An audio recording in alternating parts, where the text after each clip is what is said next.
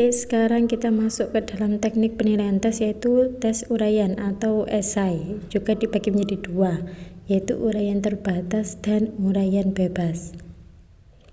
Kemudian kita masuk ke dalam tes objektif, yaitu pilihan ganda, benar atau salah. Kalau pilihan ganda kita pilih salah satu yang menurut kalian benar, yang benar salah juga.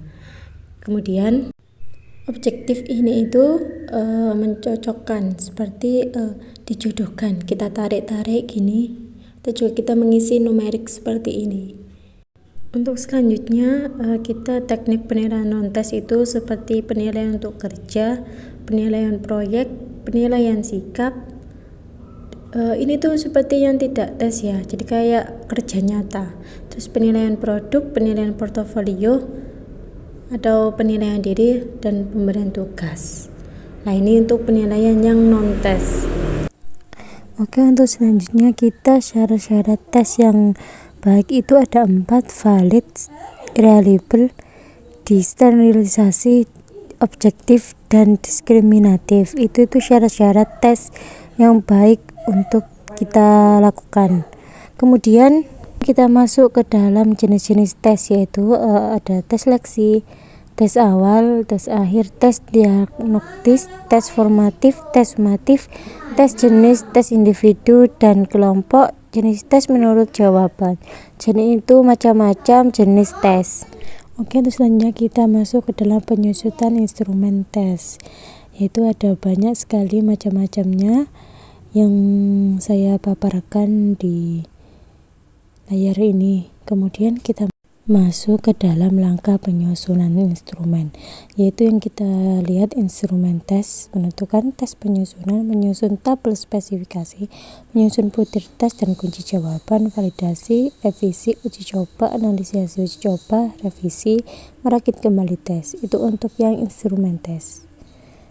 Kemudian untuk instrumen non-tes itu ada menentukan tujuan penyusunan, menyusun definisi konseptual dan definisi operasional, menyusun tabel kisi-kisi, menentukan skala dan penskoran atau khusus untuk angket, validasi, revisi, uji coba, analisis hasil uji coba, merakit kembali instrumen non-tes. Kita akan masuk dalam pengertian analisis butir soal, yaitu sebuah kegiatan dalam menentukan tingkat kebaikan butir-butir soal sebuah tes, sehingga informasi yang didapatkan dapat bisa digunakan memperbaiki butir soal yang disusun.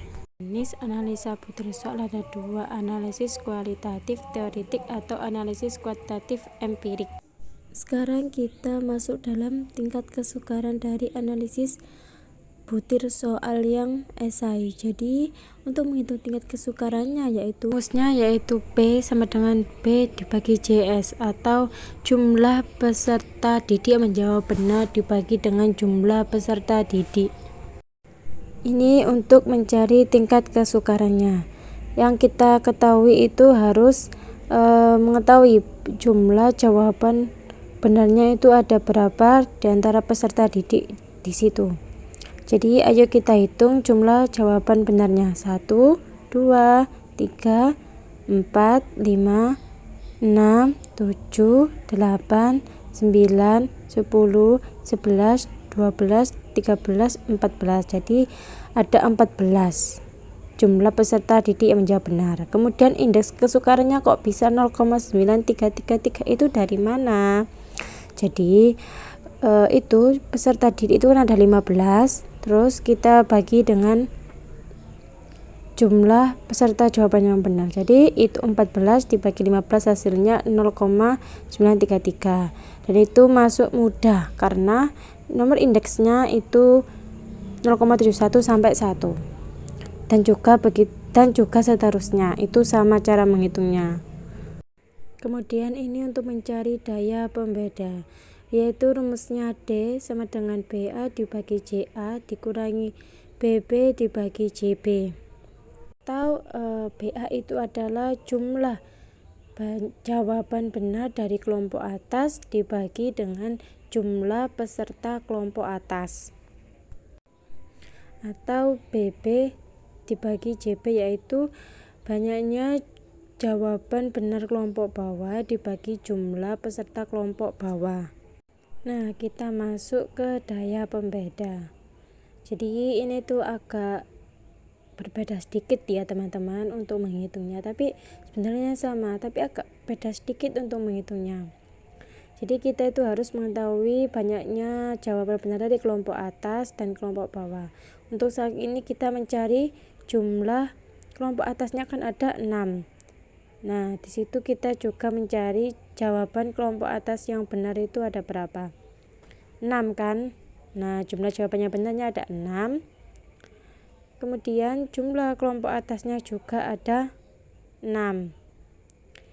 Oke, lah kemudian kita menghitung yang jumlah jawaban benar dari kelompok bawah. Ya kan? Nah, jumlah berapa? Kelompoknya ada 6. Nah, jawaban yang benar kelompok bawah itu ada berapa? 1, 2, 3, 4, 5. Jadi ada 5 yang benar menjawab dari kelompok bawah. Nah, di sini untuk mencari proporsi kelompok bawah menjawab benar, yaitu bagaimana? Lah, di sini sama tadi ya. Jumlah kelompok atasnya 6, jumlah jawaban benarnya itu 6. Jadi kelompok jawaban benar itu dibagi dengan kelompok atas, hasilnya 1. Begitu juga yang bawah, jumlah jawaban yang benar kelompok bawah itu dibagi dengan jumlah kelompok bawah. Jadi 5 dibagi 6 hasilnya 0,833. Untuk mencari daya bedanya, itu proporsi kelompok atas menjawab benar dikurangi proporsi kelompok bawah menjawab benar. Jadi 1 dikurangi 0,83 itu hasilnya 0,166.